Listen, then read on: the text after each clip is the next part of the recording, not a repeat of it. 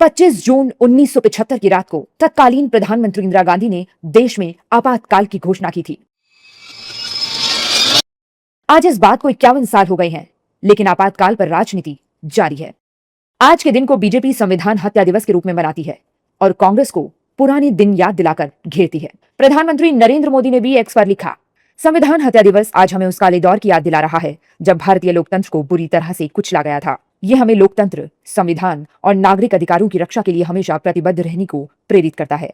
आपातकाल का विरोध करने वाली सभी विभूतियों को सादर नमन। बीजेपी हर साल 25 जून को संविधान हत्या दिवस मनाती है। जहां प्रधानमंत्री मोदी ने आपातकाल पर कांग्रेस को घेरा, बीजेपी शासित राज्यों के मुख्यमंत्रियों ने भी कांग्रेस को आपातकाल के दिन याद दिलाकर घेरा। मुख्यमंत्री योगी ने संविधान की प्रति हाथ में लेकर चलने वाले राहुल गांधी को भी आड़े हाथों लिया। जो संविधान की प्रति लेकर के लोग घूमते हैं, जनता की आंखों में धूल झोंकने का काम करते हैं, लेकिन जब इनको मौका मिला था तब इन्होंने क्या कृत्य किया था, इनके पूर्वजों ने क्या कृत्य किया था, किस प्रकार का अत्याचार ढाया था, कैसे बाबा साहब भीमराव अंबेडकर के द्वारा बनाए गए संविधान की आत्मा को कुचलने का काम किया था, ये किसी से छुपा हुआ नहीं है। यशस्वी प्रधानमंत्री नरेंद्र मोदी जी के नेतृत्व में विकसित भारत की कल्पना कर रहे हैं कि 2047 तक भारत कैसा होगा। लेकिन जब 1947 में जब देश आजाद हुआ होगा तो लोगों ने सोचा होगा कि अगले 20-30 वर्षों में भारत की आजादी का गौरवशाली इतिहास मनाएंगे, लेकिन काला अध्याय देखने को मिला। 25 जून को हम लोग संविधान हत्या दिवस मना रहे हैं क्योंकि 25 जून 1975 को इस देश में इमरजेंसी लागू हुआ था और लोकतंत्र की हत्या हुई थी, संविधान की हत्या हुई थी। जितने भी गैर कांग्रेसी लीडर थे सबको जेलों में डाल दिया गया था और 19 महीने तक जितने गैर कांग्रेसी लीडर थे सब जेलों में रहे और उस समय जो संविधान में अधिकार है उस अधिकार को छीना गया था। वहीं केंद्रीय मंत्रियों ने कांग्रेस पर जमकर तीर चलाए। जेपी नड्डा ने कहा कि इमरजेंसी भारतीय लोकतंत्र, हमारे संविधान और नागरिकों की आजादी पर सबसे क्रूर हमला था। 1,31,000 लोगों को बिना कारण और बिना जुडिशियल स्क्रूटनी के जेल के अंदर डाला गया था। संख्या थी 1,31,000।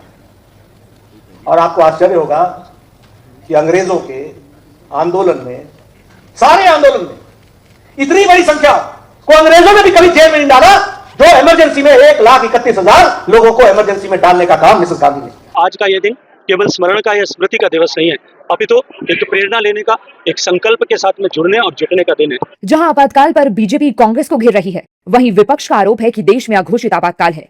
वहीं संजय राउत का दावा आपको हैरान कर सकता है। आज प्रश्न ये उठ रहे हैं कि संविधान के साथ आप खिलवाड़ क्या कर रहे हैं। आज सवाल उठ रहे हैं, पहले इनका जवाब देना चाहिए कि संविधान के साथ जो खिलवाड़ हो रहा है इसका ये जवाब दें और इसका जवाब देने के बाद फिर ये बताएं वो क्या चाहते हैं। दुनिया कह रही है, दुनिया मान रही है कि अनडिक्लेयर्ड इमरजेंसी है। 12 साल से देश में इमरजेंसी है, 12 साल हो गए इस देश में इमरजेंसी।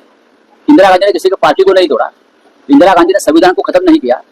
इंदिरा गांधी ने जब ये संघ के लोग थे जेल में, अटल जी, अडवाणी जी, जगन्नाथ राव जोशी जी, बाला साहब देवरज जी, तो जहां जहां जेल में थे वहां उनकी 5 स्टार व्यवस्था की थी इंदिरा गांधी ने और स्पेशल 5 स्टार होटल के सेफ और कुक इंदिरा जी ने अंदर रखे थे, मुझे मालूम है और उनको भी मालूम है।